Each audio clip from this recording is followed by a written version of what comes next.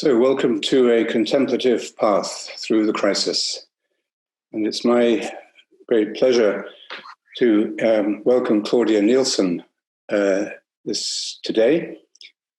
Claudia is a friend of mine for some time, a therapist, psychotherapist working in London, a meditator. And we're going to ask her to speak to us about some of the psychological aspects of the crisis that we're passing through and how this crisis throws light upon our mental health and our spiritual health in general. Claudia, just before we begin on that topic, you entered a profession, which is the healing profession, and for many years have dealt with the vagaries of consciousness and the challenges of people's journey through life. What was it that motivated you to take up this healing work? First of all, let me say I'm very pleased to be here talking to you at this time, an important time, a time that's going to be unforgettable for all of us, for most of us. Well, what took me to the profession of psychotherapy was my interest in consciousness, actually. The way I see it, we are all a spark of the divine being the highest consciousness. And it was my interest in what it means to be a human being other than myself, other sparks that took me to study and become a psychotherapist. And I find that it is one of the most, if not the most privileged profession there is, because it's an enormous privilege to share with people their deepest thoughts, fears, their deepest issues. It's an enormous privilege. I'm sure during this present time of crisis and anxiety and so many unpredictable and sudden changes in life that have been forced upon us, I'm sure you've thought and encountered many waves that have hit the consciousness of the people you've been working with, and how you observe society in general responding to these shocks. And what would you say would be the biggest impact that you felt so far through this crisis that has touched people's minds and hearts most? I think that the thing that has most impacted me in terms of what is going on for people at the moment is the lack of control. I think, we all like to have control as much as possible. And we have now, at least in most Western countries, we have been forced into seclusion, into isolation. And to a great extent, we have lost the control of our normal lives. And we are forced, in fact, to find new ways. I think it's enormously interesting, really, what's happening at the moment, because previously, until a couple of months ago, most of the people in the West, or the people that I relate to, or that I know, and societies that I know, have been focusing their attention on the external life, what's going on outside, on, plans and so on and so forth. And all of a sudden, virtually overnight, we have been forced into our inner landscape. And for some people, it seems to me that as every crisis brings an opportunity, this is an enormous opportunity for a lot of people to actually go inside and become used to becoming even friends with themselves, which is something that is quite tricky for some people. So it is an opportunity for that. But on the other hand, it also can bring about an enormous amount of anxiety, because quite a lot of the certainties in life have gone for the moment. The fact that death is actually so much closer to us than it was even a few months ago. We have to take seriously our mortality, our personal mortality, and the mortality of people around us. And that is a very destabilizing element. So managing the anxiety may, for some people, create big problems. And, how people deal with that is, the range of options, from distraction, television and Netflix and gambling and all kinds of things, all the way to meditating and kind of becoming more centered and so on. And it will be very interesting to see what will happen once the crisis is over. Why is it we all want to be in control? Why is it so necessary for us to be in control? And what happens when suddenly we find that we're not? Well, I think it is, we like to be in control because then we can make choices, make decisions. That is so important in our lives, to live according to our decisions rather than somebody else's decisions.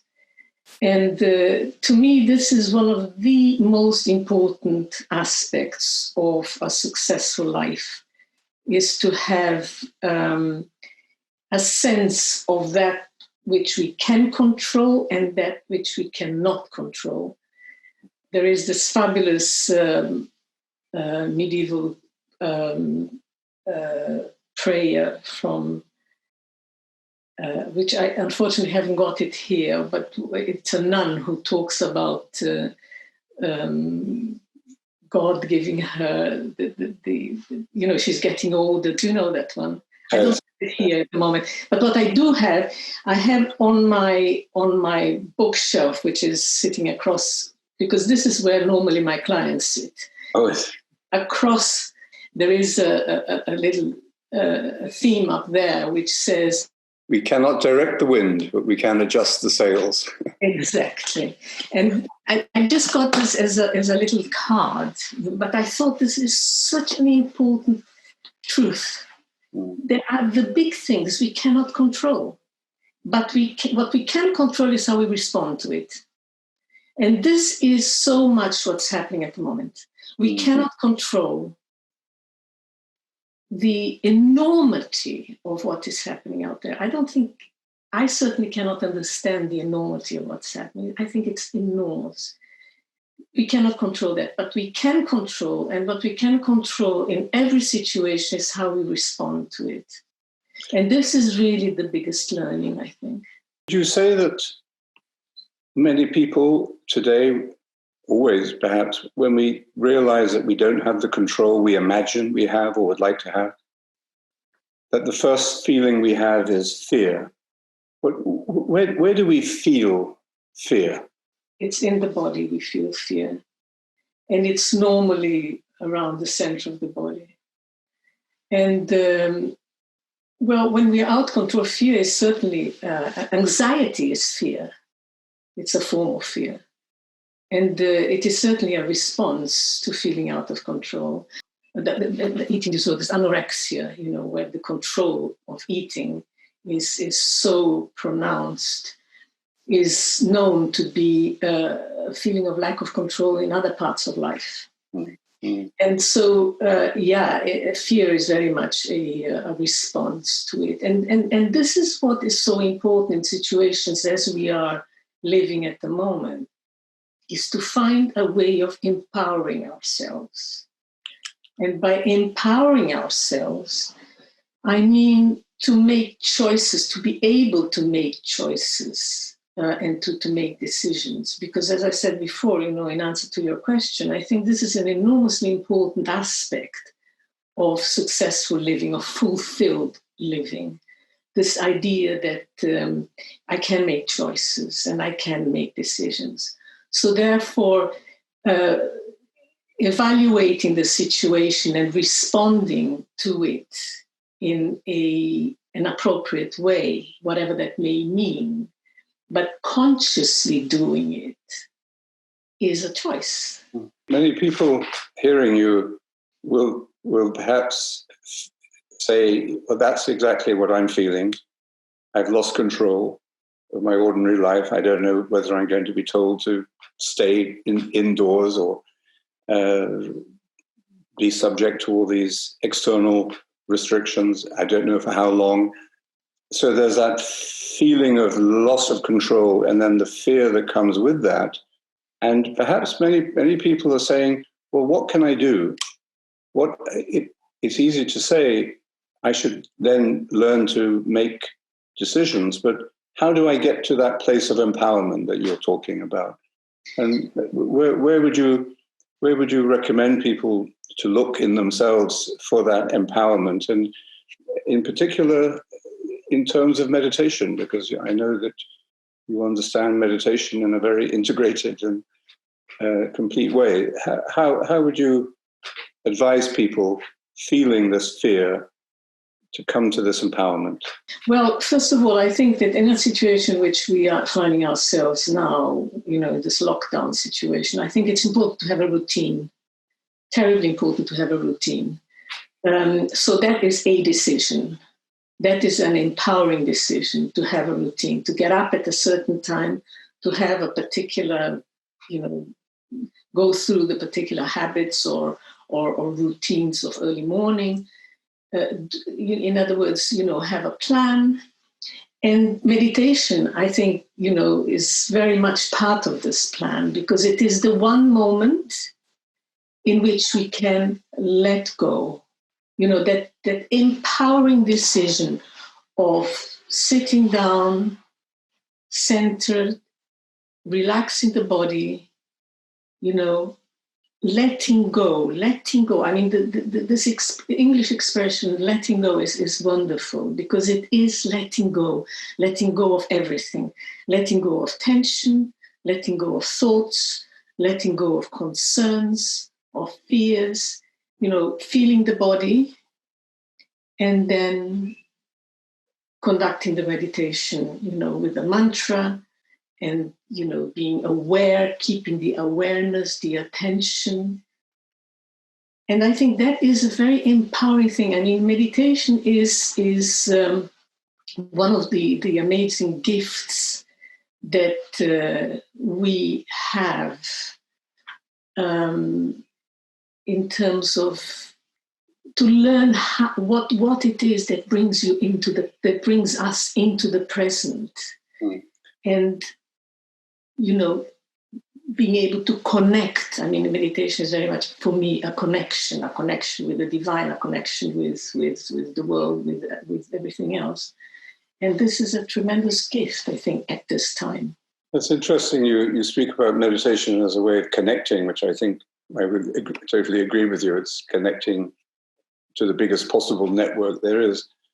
And one of the fears that many people have is of being disconnected, or we'll come to this in a few minutes, maybe being connected too closely to the people you don't want to be connected to, or with whom you have tensions or friction in an enclosed space. But we'll come back to that in a moment. But would you say that for many people, as you say, the opportunity is to turn inwards rather than trying to control the outside world with our busy to-do list, but to turn inwards and find not so much that we're in control, but that we're empowered?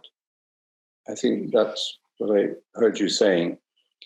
But this may be new to some people. Maybe people wanted to meditate before they were shut in, but they didn't have time.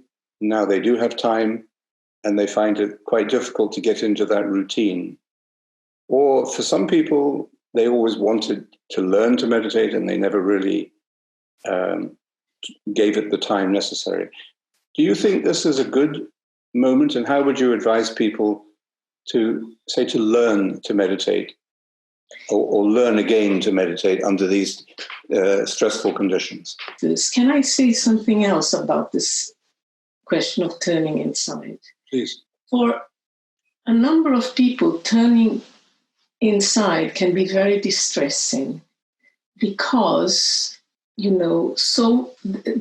some people may have stored so much anger, so much fear, so much stuff, issues, hurts, wounds from way, way back.